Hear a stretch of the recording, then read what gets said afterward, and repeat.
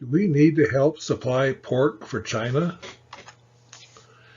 Seems that what China wants, they seem to get.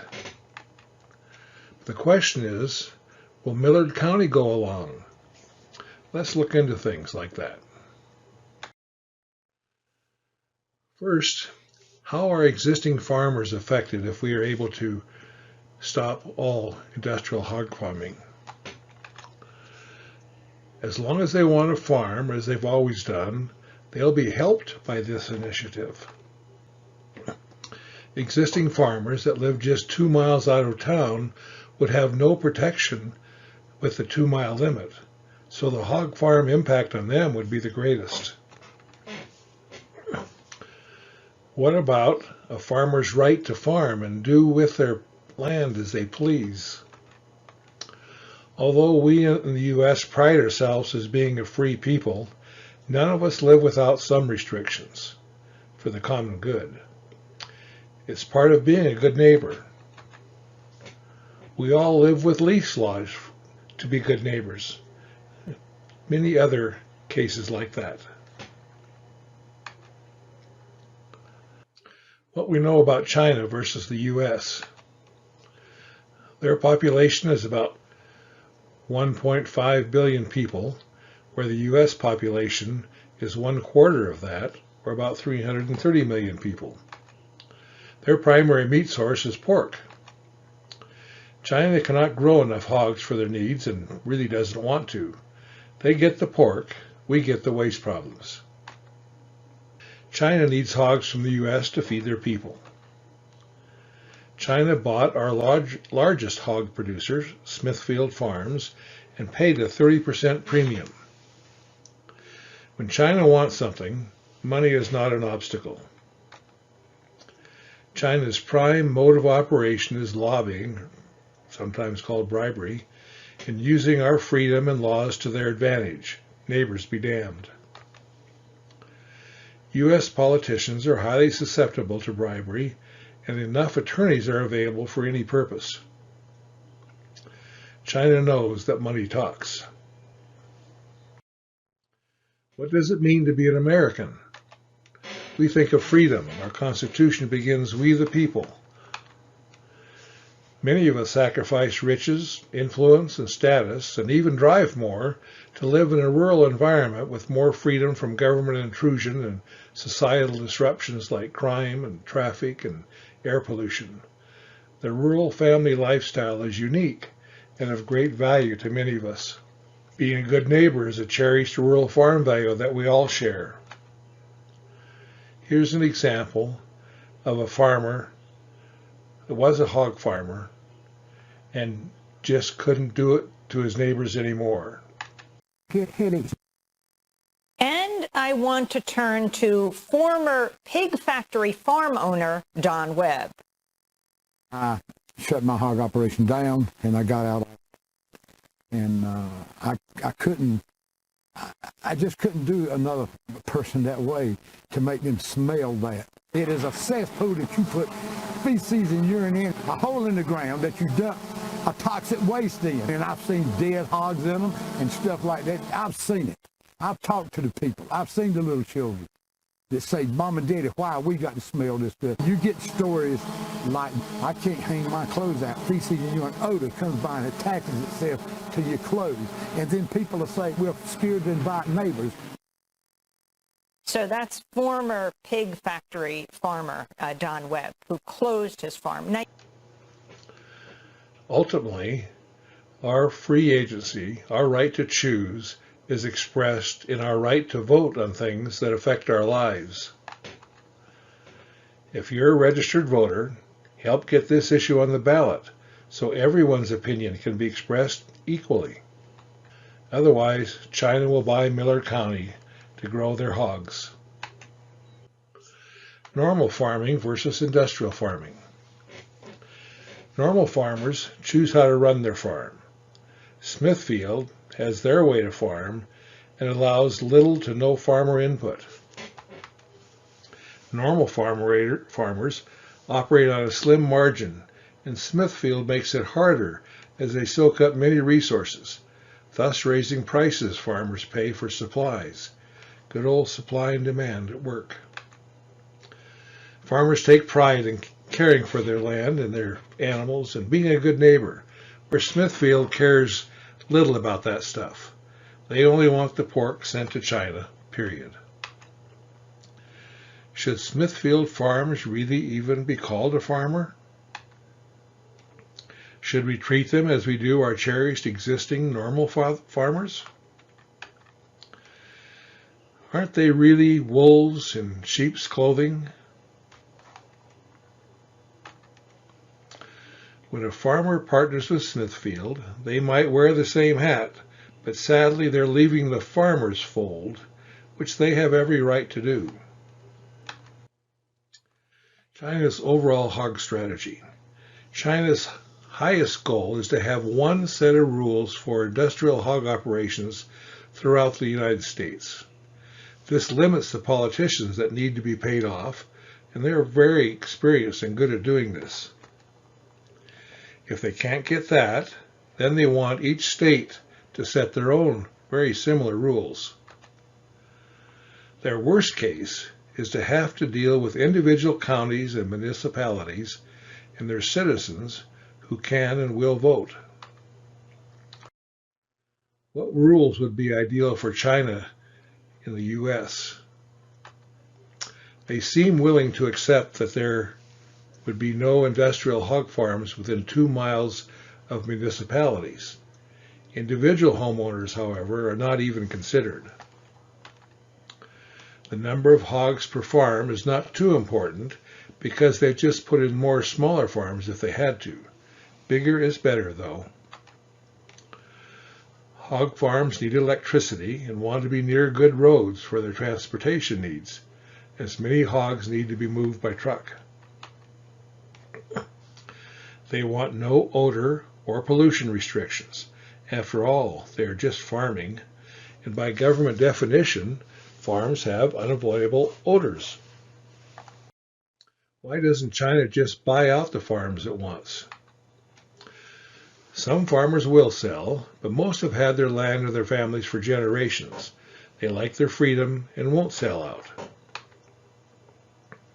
China found that the best workers/managers are those with some sort of ownership and skin in the game. Whenever China wants, they can take the farmer's property anytime and have done so. This is basically how it's done.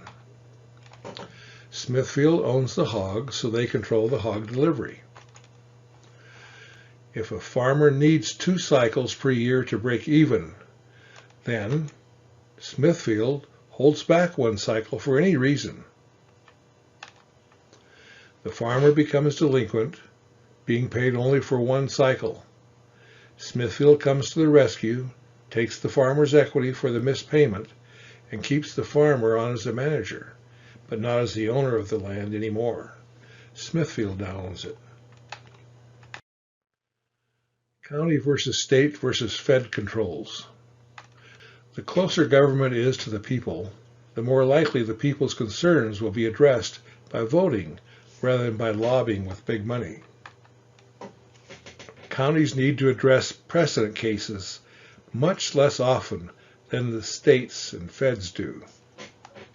Feds would have difficulty explaining why Iowa's rules are not good enough for every other state.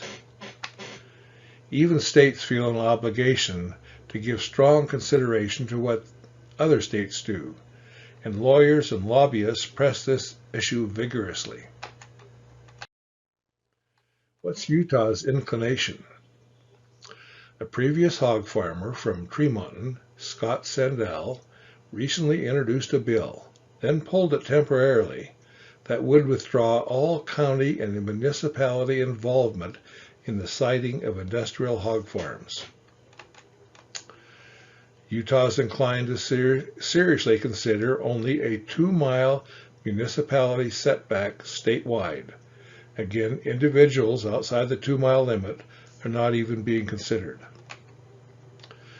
The state knows about our petition drive and is taking a wait-and-see position before they either proceed or drop their plans. We hold the keys to our destiny. What's it like living next to an industrial hog operation? All states now give farmers a basic right to farm without the fear of lawsuits brought by offended neighbors. As one judge remarked while dismissing a lawsuit against a hog farmer, pork production generates odors which cannot be prevented, and so long as the human race consumes pork, someone must tolerate the smell. Here's another report on what it's like living next to a hog farm. Now, democracynow.org, the War and Peace Report. We're broadcasting today from Tampa, Florida, from Tampa PBS, WEDU. I'm Amy Goodman. We close today's show with a look at the battle between residents of eastern North Carolina and one of the state's largest industries, hog farms. Last week, the North Carolina lawmakers passed House Bill 467, which limits the damages that residents can collect against hog farms. The billion-dollar industry is primarily clustered in the eastern part of North Carolina, where hog farms collect billions of gallons of untreated pig feces and urine in what are essentially cesspools, then dispose of the waste by spraying it into the air. In an investigation into the industry, filmmaker Mark DeVries used drones to capture aerial footage of several massive facilities that supply pigs for Smithfield Foods. He spoke with Steve Wing, associate professor of epidemiology at the University of North Carolina's Giddings School of Public Health, who described what happens in the facilities. The waste falls through the floors. It's flushed out into an open pit, like a cesspool. It's easy for a big hog operation to have as much waste as a medium-sized city. Of course, the pit will fill up, so it has to be emptied, and they're emptied by spraying the liquid waste. Yes, you heard that right. If you're familiar with a garden sprayer, they're gigantic versions of that. So they're making droplets, fine mists out of this liquid waste, and that can drift downwind into the neighboring communities. Residents living in the area of the spray complain of odors so bad it limits their ability to be outdoors and adverse health effects. House Bill 467, or the Agriculture and Forestry Nuisance Remedies Bill, was introduced by Republican State Representative Jimmy Dixon, a longtime farmer who's received campaign contributions from the hog industry. Speaking at a hearing about the legislation, Dixon said, quote, "These claims are at best enormous exaggerations and at worst outright lies. Is there some odor? Yes. But I would like you to close your eyes and imagine how ham and sausage and eggs and fried chicken smell," he said. The legislation comes as a class action suit brought by nearly 500 primarily African-American residents of eastern North Carolina seek financial compensation from Murphy Brown, the state's largest hog producer. The lawsuits have now moved to federal court. This next video shows a facility and how they mistreat the animals in a most inhumane way.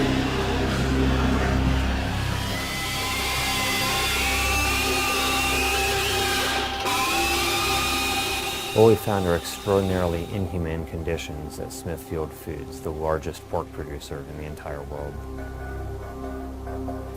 I still remember the first time I ever laid eyes on a gestation crate facility and seeing the helplessness of these animals who have done nothing to deserve the fate that they're enduring. Suffering inside of these crates is just absolutely devastating. The Humane Society of the United States has investigated one of Smithfield's breeding operations.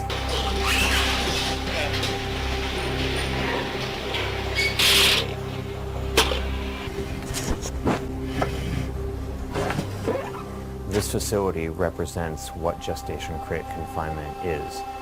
Open wounds, pressure sores, infections, bleeding gums from biting the bars so much, and these animals aren't even being cared for with individualized veterinary attention. Regardless of how the system is managed, these pigs are barely able to move even an inch their entire lives. They're unable to walk around, to turn around. It causes them to quite literally go insane. And this is one of the reasons why so many animal scientists and veterinarians have condemned this extreme confinement practice.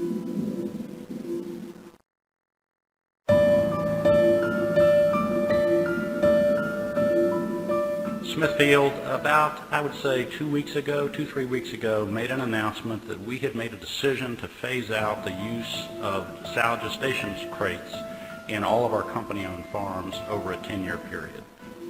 Smithfield committed publicly to phasing out gestation crates within a 10-year period, receiving a lot of public praise for doing so. Now, just a couple years later, the company is saying that it no longer can meet its own very generous self-imposed deadline. That's completely unacceptable. Many other pork companies, such as, let's say, Maxwell Foods, which is one of the biggest pork producers in the country, is already 100% gestation crate-free. Cargill, another major pork producer, is already 50% gestation crate-free. The American Farm Bureau, the primary agribusiness lobby in the United States, funded a poll in which they found that an overwhelming majority of Americans find gestation crates to be inhumane. This is one of the reasons why 7 states in the country have already banned this practice, why all 27 member nations of the EU have banned the practice. Gestation crates are a practice of the past, not of the future, and Smithfield ought to be speeding up that trend rather than slowing it down. There are health issues related to industrial hog farming, CAFOs. Populations living in North Carolina counties with large hog farms, greater than 100,000 pigs, have higher risks for ER visits, hospitalization, and death from various diseases as compared to people living in counties without registered hog farms. Hog farms versus the neighbor's health. Patients at a VA hospital in Iowa were 3 times more likely to carry the superbug MRSA if they lived within 1 mile of an industrial hog farm. There's affections associated with CAFOs. Residents living near the hog operations have an increased occurrence of diarrhea. Pigs may be involved in the next generation of a swine flu pandemic. Brucellosis has been reported in pork packing plants after a nearly successful eradication in the U.S. Since 1968, adult meningitis, which is very contagious, has been recognized as an occupational disease in swine operations. The possibility of zoonotic transmission of hepatitis E virus between swine and humans is being explored. There's respiratory diseases associated with CAFOs. Mixtures of ammonia, hydrogen sulfide, volatile organic compounds, dust, and endotoxins may cause respiratory dysfunction in workers at hog farms and possibly in nearby residents. Hog odor and hydrogen sulfide were found to be associated with upper respiratory symptoms. This is interesting. A North Carolina study found a 23% higher prevalence of asthma symptoms among children attending schools where just the staff noticed CAFO odors indoors twice a month or more. Other diseases. Higher rates of stroke mortality in the white population of North Carolina in 1962 to 1982, over a 20-year period, in the areas which have large hog farms. Stress from hog farms odor was associated with a short-term increase of blood pressure. Slurry ponds for collecting pig excrements can contaminate the soil and groundwater with high levels of zinc, which inhibits copper and iron absorption when ingested by humans, thus leading to anemia and kidney function damage. Children are particularly susceptible to neurological effects if they live close to hog farms. The pork industry panics after a $50 million fine over pig farming pollution. You would think that would teach them a lesson. But a little later, that fine was substantially reduced. Probably had some attorneys involved. North Carolinians who live near large hog farms known as concentrated animal feeding operations, or CAFOs, have higher death rates from a variety of causes than comparable state residents who live further away from such facilities. What can we do? Stopping all industrial hog farms at the Millard County door is by far the best strategy.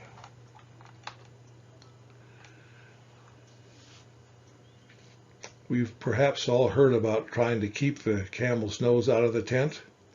If the camel's nose is under the tent, the rest of the stinky camel will follow.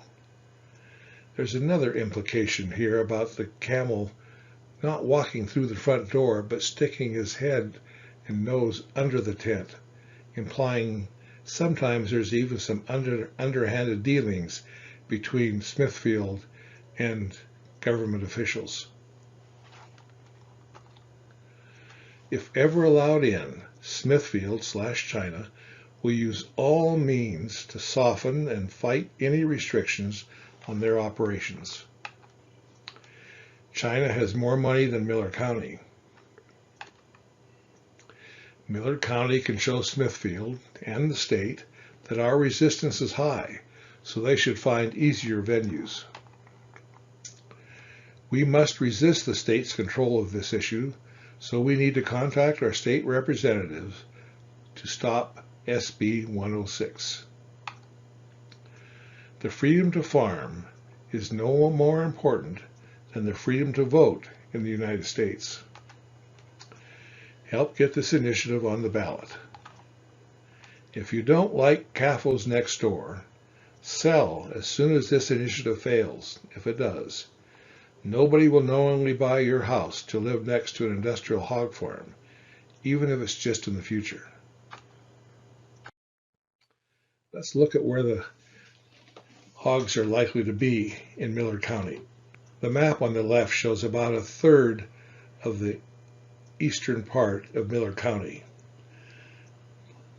Three colors, the yellow, the blue, and the green, are government lands.